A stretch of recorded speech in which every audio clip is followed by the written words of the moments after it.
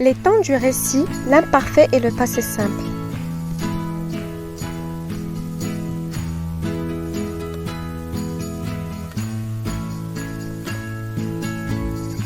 Quels sont les temps du récit? Nous avons le passé simple, l'imparfait, le présent de la narration.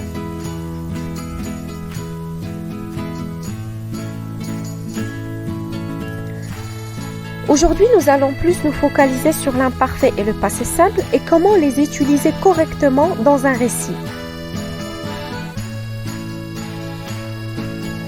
Le récit est le plus souvent rédigé au passé. Souvent, lorsque le narrateur a choisi de le rendre dynamique en utilisant un présent de narration. Les temps les plus courants sont alors l'imparfait et le passé simple qui alternent, ayant des valeurs et emplois bien spécifiques.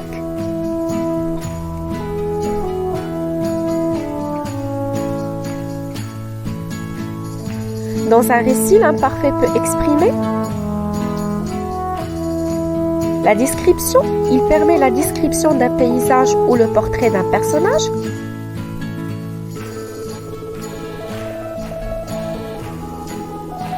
Marine portait ce jour-là une robe jaune paille. Ses cheveux blancs encadraient joliment son visage et ses yeux gris pétillaient de malice. Ici, nous avons une description de Marine. L'imparfait exprime aussi la répétition ou l'habitude. Il précise la fréquence et la répétition d'un fait. Exemple, comme chaque dimanche matin, j'allais chez mon ami Paul. Pendant les vacances, elle se levait à 10 heures tous les jours. Ici, nous avons une répétition dans le passé, avec tous les jours et chaque dimanche. L'imparfait exprime aussi les actions qui durent, qui ont duré dans le passé. Par exemple, elle demeurait rue de la Pépinière depuis 3 ans. C'est une action qui a duré depuis 3 ans dans le passé. L'imparfait est l'arrière-plan. Il indique le cadre, les circonstances d'une action, son arrière-plan.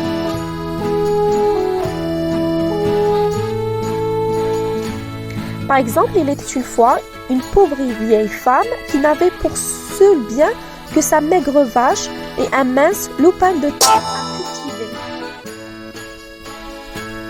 Passons au passé simple. Le passé simple est le fait ponctuel précis. Il indique alors un fait achevé, accompli dans le passé, fini. Par exemple, je frappais à la porte mais personne ne répondit.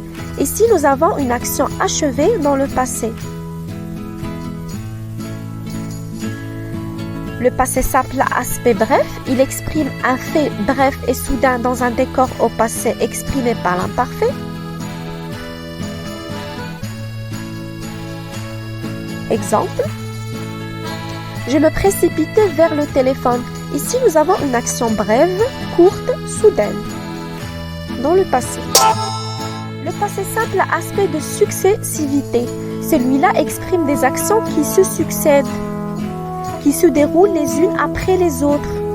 Il parla, se tut, reprit son discours, but une gorgée d'eau et remercia l'assemblée.